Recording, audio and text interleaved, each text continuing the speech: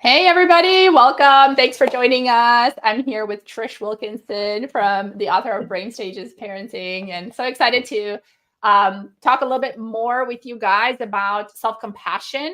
Today is day 4 of the Self-Compassion Summit. We've got 3 more days to go, and Trish's interview is coming up as well in a couple of days. So yeah, hopefully you guys are enjoying the content. Put your questions in the Facebook group for the summit if you're part of that, and if you're not, please go ahead and look it up, Delight in Parenting free group for the summit, and we can have more conversations in there as well. But for today's talk, I wanted to kind of pick Trish's brain a little bit more about really practical tools and strategies on what parents can do and what parents can say with their children in stressful situations so that they can use more self-compassionate approaches and show up as a more calm and patient parent. And if anybody joins, I'm going to put this in the comments as well. Anybody joins that has a question, feel free to put that in the comments of your platform, whatever you're streaming from and joining in from, and put your questions in there, because Trish is a parenting coach and she's very skilled at, supporting parents. So give us something, a unique case scenario, and we'll break it down for you. But yeah, Trish, do you want to kick it off with a little bit of kind of so where you want to take that? One of the things I do with my parents, I kind of have this thing that I do that's reboot, relate, and reset routine. So reboot is how to reboot your brain when you get stressed. Relate is specific communication strategies with kids. And all kids are different, right? But these are like tried and true things that we do. And then reset routines are just simple things you can do with your kids for brain health so that they function better. Like a lot of times when we think our kids are tired or grumpy or whatever, they're not feeling well, they have a stomach ache, they're dehydrated. So you give them a glass of water and oh my gosh, they feel better. Just simple things like that. And parents will tell me, oh my gosh, I should have known this. And I say, no, why would you know that? I mean, somebody had to teach you how to use a fork or chopsticks, depending on where you're from or whatever. Right. What makes you think you should just be born knowing all this stuff, right? So, for example, when I would get stressed, and this kind of thing that I learned, and I've learned this stuff from all kinds of places. I can't claim that I made all these things up myself, right? But one of the things that I learned was it takes about 90 seconds for the cortisol to work through your brain. So if you get triggered by your kids in some way and you're just really frustrated, it takes about 90 seconds. So I have this little process I do that I learned from someone a long time ago, from an author, and I wish I could remember her name at the moment.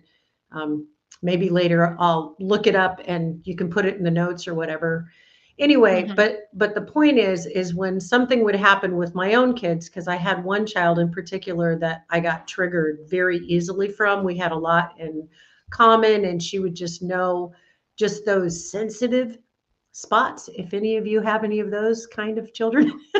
And so what I did was I would take a deep breath and think of a physical anchor. So I'd get triggered and I'd just go, and I would think of the bottom of my feet because I'm tall. So whether I'm standing or sitting, I can feel my feet on the floor. And I needed that grounding, because what happens is the cortisol clicks into your brain and puts you in fight, flight, or freeze mode, or flop. And most of us, when it comes to our kids and we're frustrated or we're harried, we're trying to get from one place to another, sometimes we go into fight mode, right? We say something we wish we didn't say, or we do something we wish we didn't do. So if we take a deep breath and we think of a physical anchor, I have another client that she concentrates on relaxing her shoulders. I have another one who clenches his fists and he consciously takes that deep breath and releases his hands to his sides. Just different, whatever it is. And usually we have a physical trigger that lets us know a split second before we're going to get upset. And if we can recognize that trigger, then we can take that deep breath, focus on our physical anchor, and then take a few more breaths, because it takes about 90 seconds. So it's about 10 breaths altogether. And your kids will say, Mom, what are you doing? Or Dad, what are you doing? right? Uh-huh. And you Uh-huh. say, you know what? I just got a little upset just now, and I'm just breathing through it so that I can relax and talk to you in a calm way. And if we're just like straight up honest with them like that, it's amazing how they respond. And once they see you doing that a few times and you explain what you're doing, they start doing it. From the time they're teeny tiny, you can do this with toddlers all the way through teens. And when they Mm-hmm. start seeing you do that to manage your stress, to, kind of get your brain back in gear. And if you explain to them, I've got that cortisol thing, that stress hormone going on in my brain, and it takes about 90 seconds. So I'm just going to breathe here for a little bit. You want to breathe with me, especially if they're already upset and they may not go, no, I don't want to do that. You go, okay, fine, suit yourself. Mm-hmm. And you Mm-hmm. just keep Mm-hmm. breathing. A lot of times they may, have their arms crossed and whatever, but they may start breathing with you just because they see you breathing. And Mm-hmm. and Mm-hmm. then you can talk rationally. Okay, I'm better now. Whew. Okay, so let's talk about this. What do you think about that? And ask them a question. Also, here's another trick. I learned this from Chris Voss, Never Split the Difference. He was one of the major negotiators for the FBI. And he says, Mm. whenever you're asking a question of somebody, if you don't want to get their anxiety triggered, you ask them what instead of why. I know that sounds Oh. like such a teeny tiny thing, but it is huge. In fact, that's the next series I'm going to write in blog series on the Brain Stages Surefire Tips blog, because we're Mm-hmm. going to talk about specific ways to talk to your kids that are less triggering so that you can actually negotiate with your children and what that looks like. Because when we can teach our kids those skills, it sets them up for great work life, great relationships with friends. It's Mm-hmm. amazing. Mm-hmm. But, Mm-hmm. I didn't know all this stuff. We've Yeah. No, just I love that. learned so many things. Anyway, so if you say, so what makes you say that? This is what you said to me. I had to breathe through it. And that's, whatever. No judgment there. I got triggered by that. What makes you say that? Instead of why did you say that? Because a lot of kids don't know why. And for some reason, the word why gets people tense. Whereas if you say, what makes you say that? Then they think about it and they will be able to communicate with you, and just that Mm-hmm. tiny shift. I mean, if you don't Mm. get anything else from our discussion this morning, people who are watching, Yeah. just that Yeah. tiny shift from why to what makes a huge difference for kids, where they can think about, okay, what happened there instead of why did I do that? Because why seems to accuse them, whereas what Right. whereas what seems to be like, okay, what's going on here? It's much more neutral. Right. I love that. And I think that's true for adults too. It's got to be some sort of like kind of just like how we perceive the Oh inquiry my of gosh, why versus what. right. Well, Chris Voss was the head negotiator for the Right. FBI. He used to With adults, negotiate for right? terrorists with terrorists. And so, Mm. and he uses it with business and, business Yeah. negotiations, with everything. And I thought, you know, I bet that'll work really well with kids. And it Yes. turns out, guess what? It works really well with our children, asking them Mm-hmm. what instead of why, just that one thing.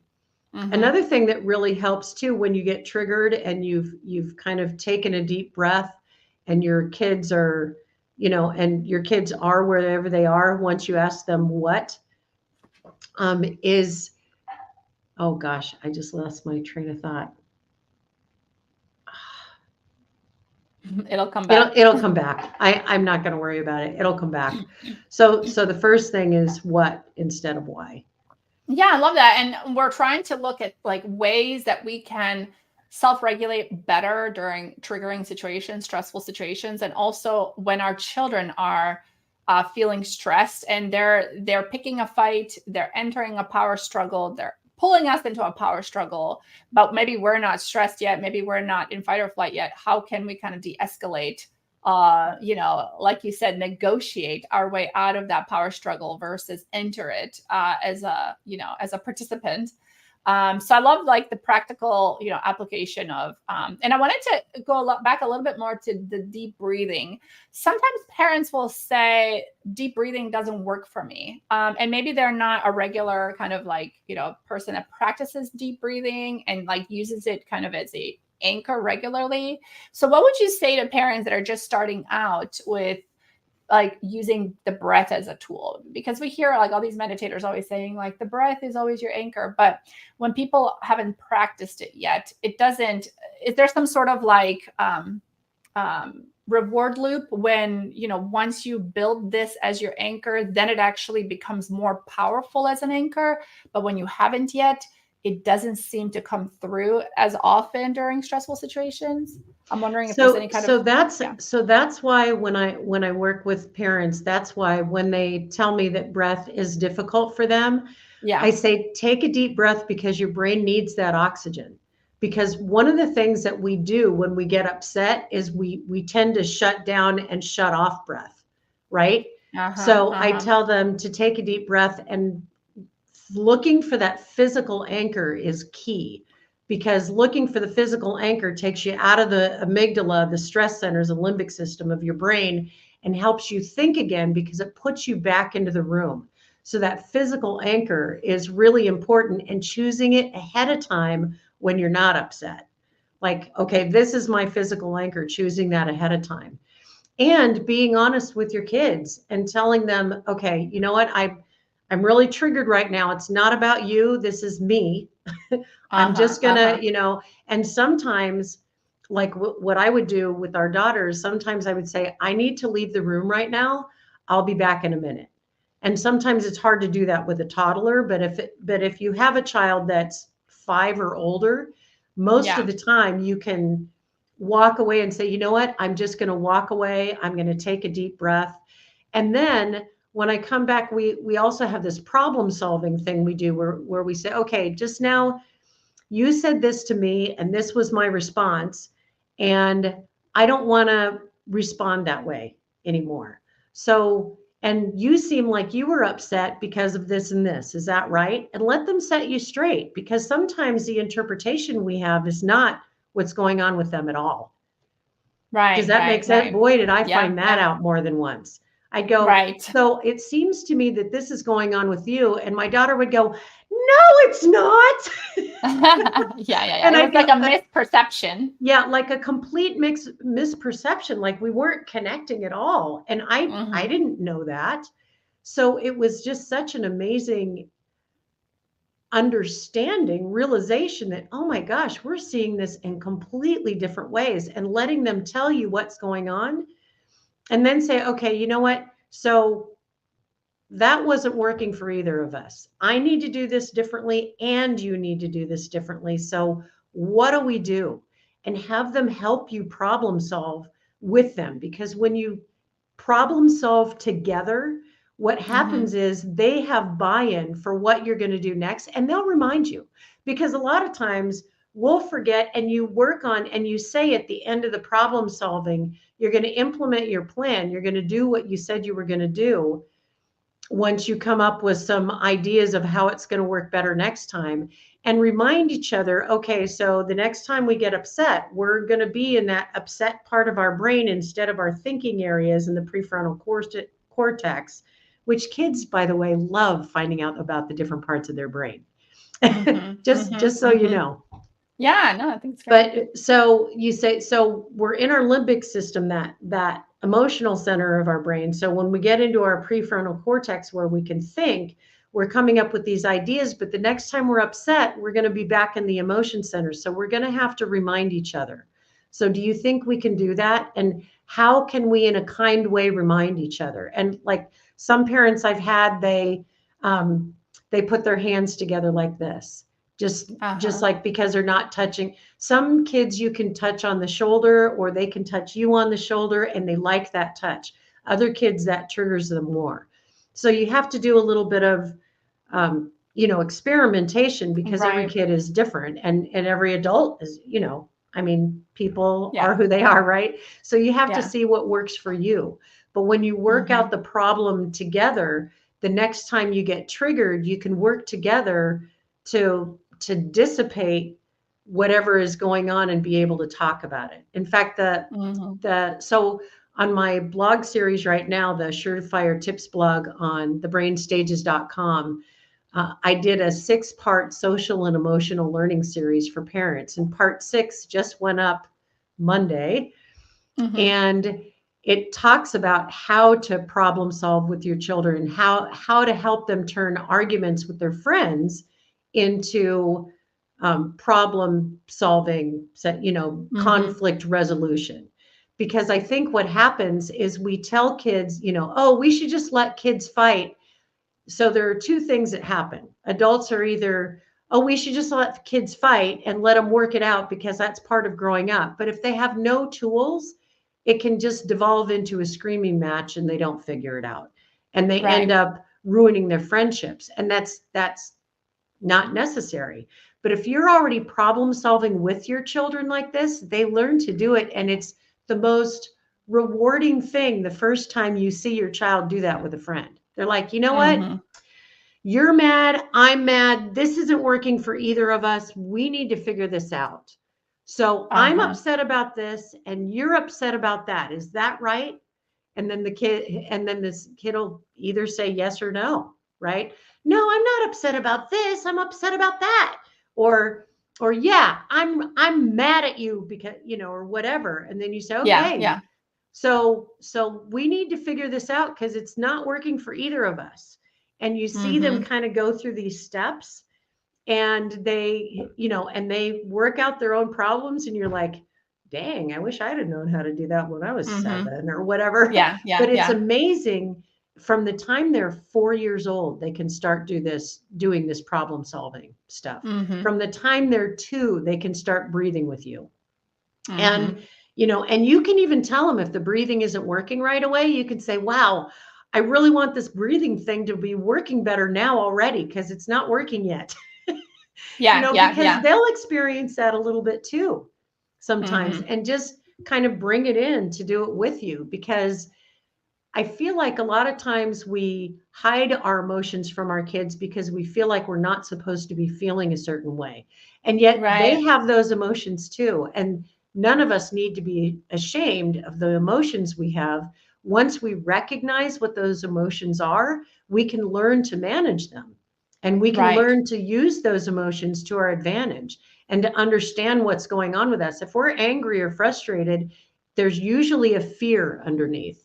And if we can figure out what that fear is, and we can help our kids figure out what their fears are, then we can help them manage whatever those things are. Right? Yeah, I'd love for you to talk a little bit more about that because I think sometimes like when the parent should be role modeling conflict resolution and problem solving in these like kind of discussions at home with the children, right? So that they can learn these skills of conflict resolution. I think sometimes like when you were saying, like you told your daughter, like, I'm going to step away and I'm going to walk away to do some deep breathing. And then you come back and you continue like, the discussion. What is the story parents tell themselves when they leave? Because I think sometimes it's hard to re-regulate quickly and come back, or parents come back and then it's still like, well, if you didn't, then this wouldn't have, like kind of chip on the shoulder type of thing. So I wanted to talk a little bit about like kind of the false beliefs, the stories we tell ourselves as parents, and what types of reframes would be helpful when we are walking away to do some deep breathing. And again, this is role modeling for our kids too, because this is probably what happens to them too. And what can we role model so that they can also do the same thing? So when I would walk away and when I talk to parents about this, I say to them, the first thing is to remember your child as a child. And especially when they're teens, sometimes it's hard to remember that because they can look like adults, but they are still children. Their brains are still developing until they're between 25. The science says between 25 and 28 years old. And hopefully we are always growing and always developing until we die into our 90s or whatever. So, but the point is their brains aren't even done developing yet. And a lot of times when we think it's all hormones and hormones going crazy, especially for kids when they're, in third, fourth, and fifth grade, those middle school year or those middle grade years. And people will say, oh my gosh, they're, 10 going on 15 and they're already, and it's not that. It's that they go through a certain kind of brain development at that time. So it's not, yeah, the hormones are changing, but it's also neural pathways are connecting in different ways, and they're misfiring sometimes.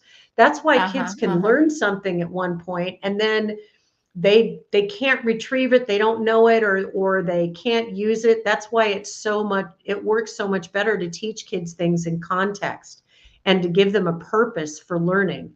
Like, this is why you're learning this in school, going through, okay, this is what you're going to learn, because you can look up what kids are going to learn in each grade, right? Depending on where you live. And, oh, how do you think you're going to use that? What do you think you're going to do? And really having a talk with kids about what they're learning and why and how they're going to benefit from learning the things they do. Some of the toughest customers who don't like school, when they know what they're going to learn and why and how it's going to help them, it completely shifts their perspective. So it's just the kind of, so when they walk away out of the room, they remind themselves, okay, my child's brain is developing. This is a child that's speaking to me now.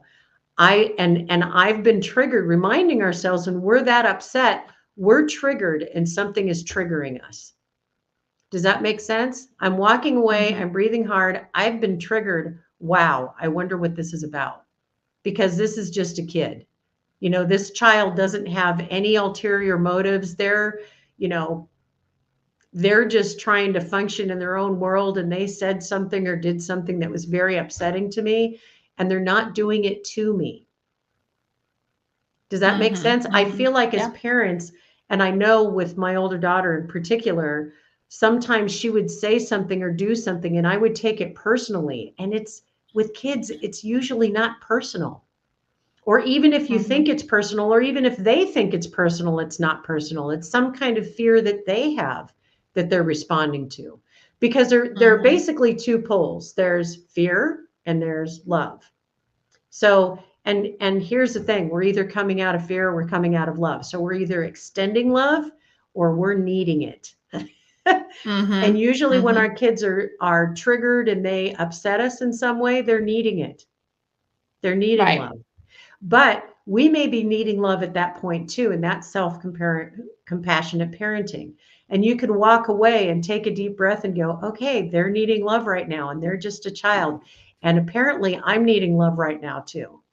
So just reminding ourselves, okay, I'm needing love now, right to, and if you have a higher power, you believe in any of that stuff. For me, I tap into that. Like, okay, okay, I need help here. Yeah. And I love what you're saying, like about the parent thinking or reframing it like, they're not doing this to me. There's something else going on for them. Most likely the child is also experiencing that same mindset. They're thinking, oh, this parent is upset with me. Like, I am the one that triggered them. It is my fault. Versus, if the child had high order thinking, like we're trying to get to ourselves, the child would think to themselves, oh, my mom is just upset because it's a trigger for her. It's not something that I've actually done. I am innocent here, right? I'm just trying to do my thing, coming from my own fears and needing love. If this is what the child was thinking, it would be ideal, right? But they can't, because this requires prefrontal cortex thinking. And this is like the same challenge that parents face. And it's the truth, right? Because if the child was to be able to reframe and say to themselves, oh, my mom is only upset with me right now because it's her own stuff, we would say that that's a win, because that's the truth, right? But that's Absolutely. like where we have to role model this, because it's essentially like we're both, the parent and the child, are going through the same kind of mindset that needs to be shifted, and we have to be the first ones to shift, because we have a bigger brain. Essentially, that's our advantage. We have a bigger brain. And when you say like we're coming either from fear or love, to me it also sounds like fear comes from the amygdala and love comes from the prefrontal cortex. And so which part of your brain are you coming out of in that moment? And which part of I feel like our mind is all encompassing. It's actually more than our brain. Right, So it's right, also, when we're coming from love, we're coming from that kind of higher space. Does that right, make sense? So if we can walk away and breathe and say, okay, I'm triggered now, and that really helps, and talk to our kids about what that means.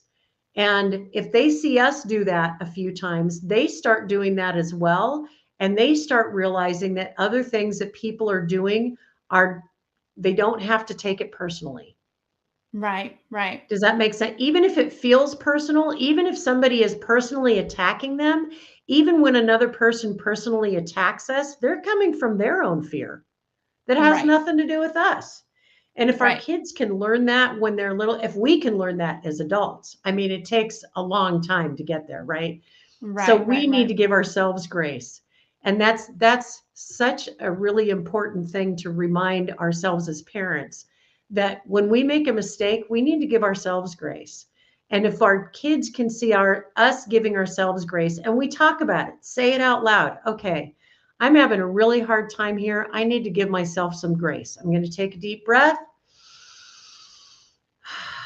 Okay, I'm not feeling better yet. And just kind of laugh about it, and kind of, think about that, the bottom of your feet, if you're me, or, unclenching your fists, or whatever your thing is, relaxing your shoulders, or whatever that anchor is that you focus on when you get upset. And you just Mm-hmm, give yourself, okay, I need to give myself a little kindness here. And all this mm-hmm. stuff that we're talking about, Diana, takes practice. So Right, for us to be watching, like all the parents who have been involved in this summit all the way along, please remember that everything you're learning, all these little tools that you're learning, choose a few of them that really resonate with you, try a few things out, but realize nothing's going to work perfectly the first time. right, Although you will find some of the things that we're talking about now will help pretty quickly. right, So right, right, right. that's great. But at the Yeah. same time, realize all these things take practice. I mean, you didn't learn to read in a day. You didn't learn to do anything in a day, not even use a fork Right, in a day. You just don't remember right, learning to use a fork. And it's the same kind of thing with parenting. We're learning as we go along. And the more we say out loud and model for our kids, and we're honest with our kids about having emotions or whatever instead of hiding, I think that's one of the destructive things that we do. Or we in trying to communicate our emotions to our kids, we make our kids feel like they're the cause of it, like you were right. talking about. So being really clear, I've been triggered right now, has nothing to do with you. I'm just upset. I love you. I'm going to walk away and just take a few deep breaths, and I'll be right back. And Mm-hmm, and that's mm-hmm. and you only need to do that until you get more control over your emotions, and you know, you can think of whatever that anchor is and pull yourself out of it. And once you start practicing it, it'll happen faster and faster. It just takes practice. I love that. And when I think about like taking responsibility for our own feelings and role modeling that to our kids, it's so important to do that so that if you have siblings, if you have more than one child, and even if you have a single child, but they're around their friends or even around you eventually, right? When you're having these conflicts, that they learn that, sometimes with siblings, they'll say, like, well, my brother made me mad or my sister did this to me, and that's why I'm feeling like this. And it's like, yes, while their behavior was triggering for you, your emotions are your own. And so if we continue to if we can role model to the child the same thing, like, while you were just Absolutely. screaming like a mad person, and the noise is really getting to me and it's triggering me, my emotions are mine, and I can choose to walk away if it's too loud in here for me, or whatever it is. So I think it's great, because you'll see this like with siblings, they'll bicker and fight, and they'll always blame somebody else, right? Like, it's their fault that I'm feeling this way. But that's kind of what parents do too, to start. It's like, well, it's my child's fault for me being so upset. And of course, that's what made me scream, is them. But if we always want our children to take responsibility for their own upset, and to work through the conflict in a productive way, and to get their needs met, of course, then set boundaries. But we have such high expectations of them, and we are still learning this. So much self-compassion and so much grace for our kids too, that it takes 25 years for them to learn these skills, Yeah, ideally, right? That's the minimum. right. Yeah, no, that's a minimum. I mean, that's the thing because their neural pathways are still connecting. There are all kinds of things that are still going on. Their chemicals in their brain are, Right. shifting, and there's just so much going on in our brains up until we're about 25 to 28 years old. And if you have a Hmm. child who has attention issues, it takes longer. And Hmm. notice I said attention issues, not attention deficit hyperactivity disorder, because they're not deficient nor are they disordered. Their brains are developing differently than the mainstream. They have some wonderful talents. And if we can figure out what I did with our kids, because we raised a couple of those, and Uh-huh. just finding out what their talents are and how to expand on those talents and how to help them learn to use their brains in the most positive, productive Right. ways, was amazing. They're very successful adults now, but getting them there was tricky. And at the time, we didn't know nearly as much about attention issues as we do now. But they're not deficient, nor are they disordered. I really hope that eventually the mainstream society or whatever comes up with a different way to describe kids who have problems, paying attention and, attending and self-control, because there are a lot of ways that you can teach kids who have attention issues to develop self-control.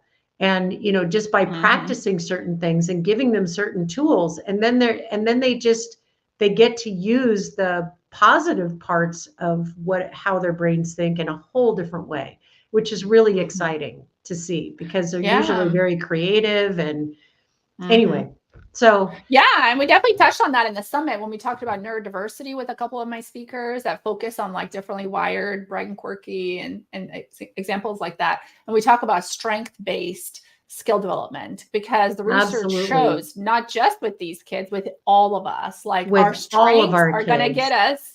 Yeah, like, and even our parenting strengths. So everybody watching this for self-compassion, it's like maybe you're just starting out with self compassion, or maybe you struggle with self regulation. But guess what? You have some amazing parenting strength. And let's build on those. Like, that is where you're going to build more connection. You're going to be more present with your kids. And let's highlight those because that's what you're really like masterful at. And then let's minimize our And if opportunities. you don't know what your parenting strengths are, it's really important to look at yourself and see what your overall strengths are, things that you Mm, enjoy, things that you find yourself being successful in, whatever that looks like for you. And then you can use some of those strengths that you see and start adapting your parenting mm, skills to where your strengths are. Because I've love worked that. with a lot of parents that they're like, I don't really know what my strengths are. And, I'm not feeling like I'm such a strong parent, or whatever the case may be. And if you just sit down and kind of do some journaling or whatever and start thinking about, okay, what do I really enjoy doing, what do I Right. feel competent doing, whether it has to Hmm. do with parenting or anything in your life. What gives me joy, what makes me happy, well, that was redundant, but you get the idea. Yeah. Yeah. Yeah. No, I love and that. then And and a then lot of start times, mhm. adapting Uh-huh. our parenting to the strengths that we see in ourselves. What do I feel competent in? Okay, that's how I'm going to adapt how I'm talking to my child and how we're putting lunches together in the morning, or Mm, whatever the case may be, how we're managing homework in the afternoon, or you understand what I'm saying? Whatever the yeah. issue is, we think about what our strengths are first and how can we use our strengths in solving whatever problem that is Oh, I love that that. I we're love dealing that. with. And I think I mean, for us parents, for those of us that work like a part-time, full-time job, we were hired for a reason and we're in the job like continuously because we're performing well. So like, how do we show up? What type of work is it? How do we show up? What are we contributing where somebody's paying us for this, right? And is that a skill that you can somehow transfer into parenting, not in such like a black and white way, but in a way that you're essentially bringing your best self in kind of your skills from a skills perspective, strengths and skills to back to your parenting so that you can reap the rewards of it, really, because it's easy for you. Your strengths are the easy things that come to you. And Well, why and not if kind of you're a take advantage? stay-at-home parent, right, and all of Mhm. that's true, and that's a great way to look at it. And if you're a stay-at-home parent, there are also, okay, what do I do really well at home? What do I organize well? How am I helping my child to become an independent, human being? How am I modeling skills for them? And if I'm not modeling skills for them, what do I want them to learn? Because our job as parents is to work ourselves out of a job. And some Right. parents are like, yeah, but then I won't have them around. The more independent and competent, because competence is where confidence comes from. So the more they Mhm. learn to do things on their own and the more they feel competent at things, that's where confidence comes from. And that's where your relationship gets closer and closer, so that by the time by the time your kids are grown, like our kids are grown, and we moved to Oregon to put a radio station on the air that we had to sell during COVID, and our kids are like, when you coming back to California? They don't even have grandkids yet or anything, but they're just like, we miss you. When are you coming back to California? So Yeah. we're moving soon. But and that's a whole different story. But my point is that yes, they've grown to be very independent, but it doesn't mean they're not going to want to be around you, and they're not going to want to Right. have a good relationship with you. And the more independent and competent and successful they are as adults, feeling, comfortable in their own skin, the more they're going to want to be around you and have a Right. relationship with you as adults. Yeah, I love Because that. It's that like autonomy. Once they establish their own sense of autonomy and ability to kind of do things on their own, then they feel like, oh, now I can go. I don't feel like I'm giving up on myself, or I'm weak, or I'm not able to do this because I'm going back to my parents. It's like they can reconnect and disconnect. They know they can disconnect. They know they can reconnect. It's like and this they know they can ask interdependency. you for advice, and they know Yeah, that yeah, you're in their corner, and they know that you believe in them. And they right. know that when they make mistakes, you're going to go, okay, you made a mistake. What'd you learn? I mean, that's Mm-hmm. the best way Mm-hmm. we learn. And it's not a big deal that you made a mistake. And if we make it so that they don't feel that they've made a big mistake that's just going to last them the rest of their life or whatever, then it takes some of the fear out of trying things that are new. So Right. they get to be curious and try new things and see what that looks like. And that's what we need in the workplace today as Right. well. I mean, Mm-hmm. most people who are successful in business and whatever they're doing, that's great for them too, which means that, so that's why I wanted to also acknowledge moms who are staying home too, because you Right. have a unique job, and that Right. you have a lot of time to show your kids how to be autonomous, show them how to do things and go, okay, now it's your turn. Mm-hmm. Mm-hmm. And it's not going to be done as well as what you might do at first, Mm-hmm. because they're Mm-hmm. kids and they haven't had the practice and whatever, and that's okay. It doesn't have to be Yeah. Yeah. perfect. Perfect Yeah, I is love the that. enemy of the good, is what my Right. husband always used to tell us. Yeah, no, it's true. And in leadership and in parenting and really and I would just add, like, for stay-at-home parents, but all parents really, is ask All your kids what parents. you think their strengths, what they think your strengths are. Like, ask your kids, like, what do you think I'm pretty good at as a parent, as a person? I mean, see what they come up with, because kids are pretty authentic. And if they start to talk about, like, well, you don't give me cookies, like, okay, that's not what we're talking about. Like, we're Yeah. trying to, kind of reframe it for them so that they kind of understand, like, well, you're very good at drawing dogs. What do you think I'm pretty good at? And see, age appropriate, like, question, but see what they come up with, because that's going to be a way that you get information about what resonates with them. Different kids of different ages will have different kind of levels of insight on this, but I would start there because that's like your ideal customer. That is your audience. And whatever they think your strength is, you probably want to bring more to the table, and it'll give you a little bit of confidence boost because I'm That's a sure your great, kids think you're that's a great. great point. And the other thing is it also gives you the opportunity to point out specific talents and skills that they have as well. Right. And I think we don't do that enough with our kids. I mean, Hmm. because we have so much to do. In our Yeah. society, Yeah. there's just so much to do all the time.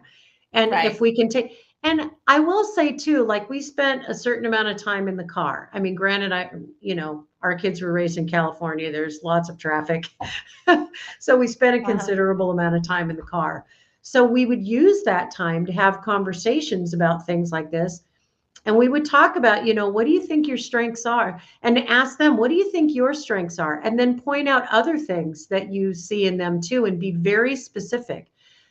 And I wanted to mention that too. Telling kids they're smart is Right. not good. And the reason, Right. Carol Dweck, Right. years and years ago, Dr. Dweck came up with this whole thing about um, growth mindset. And if we give kids specific praise about specific things we appreciate about them and find that they do well at, and those kinds of things, and we're specific, then they build on those skills. But if we tell them when they're smart, the first time they end up with having a hard time, this is really common for kids who are gifted, Hmm. that we tell them they're smart, and then the first time they have a problem they feel like they're imposters, and then they shut down. And a lot of gifted kids don't do as well in school because they Mm. feel like, oh my gosh, I'm supposed to be the smart person, I'm having a problem and I don't know how to figure that out, and I don't know who to ask, and I'm afraid to ask somebody because I'm Right. supposed to be smart. Whereas if we tell them specific things that we appreciate about them, we tell them, wow, I really like how you really stuck with that problem and figured it out. I wondered how you were going to do that. That Hmm. was awesome that you stuck with it and figured it out. When we acknowledge them for things like that, rather than, it keeps them from shutting down and basically quitting. It keeps them moving along.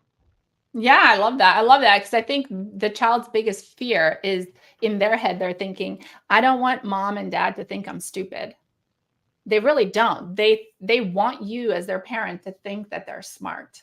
And so if they don't know the answer, they say the wrong answer, and you're kind of judging their answer based on right or wrong, they're going to feel like, oh, I got it wrong, right? And so it is so important because that's the child's perspective. The child's thinking, well, I'm going to hide this. I'm not going to try because then I don't want to be exposed because I want my mom and dad to think I'm smart. I don't want them to think I'm stupid, whether they're smart or not, smart, gifted or not, whatever it is, like whatever level of And, intellectual. gifted Yeah. is so arbitrary anyway. I mean, it turns out for doing well in school, working memory, which is one of the executive functions. So working Hmm. memory, remembering things in short-term memory so you can apply it to long-term memory, that's Hmm. actually more important than IQ as far as, intelligence Hmm. quotient, as far as doing well in school. And you can improve working memory like 30% within a couple of weeks. Wow. Yeah. Yeah. So Yeah. It's that processing. Like the processing is more important than your actual, the processing of real time information, the well, and working. the thing is you can develop IQ over time too. If you're always learning things and applying and figuring out what works and what doesn't. A lot of kids who are tested as gifted when they're kids don't necessarily test as gifted when they're adults. So Interesting. so we've Interesting. learned a lot of interesting things about how brains develop, and you know Yeah. all of that I stuff. love it. So much science and research and information. And really, probably the best place for parents to start is to just continue to read up on this because the more information you can get, the more knowledge you have, and knowledge is power. And you can start But also, I implementing. don't want Yeah. them. I don't want parents to feel overwhelmed either. I mean, that's why people like me and all of the people that you're having on the summit or whatever. That's why we've done all the studying we've done. Right. So you don't have to spend your whole life studying or whatever. Even if you can just take a few kernels of, some of the Right. tools, some of the things that we've talked about, even if you can just take a couple of takeaways and put those things into your family, you're going to find just so much. Because the whole idea, I think parenting should be fun. Yes, I love it. That's why I Kids, have delight in parenting, because it's like, where's the delight? Like, when are we having fun here? yeah, and I really just think parenting should be fun. Right.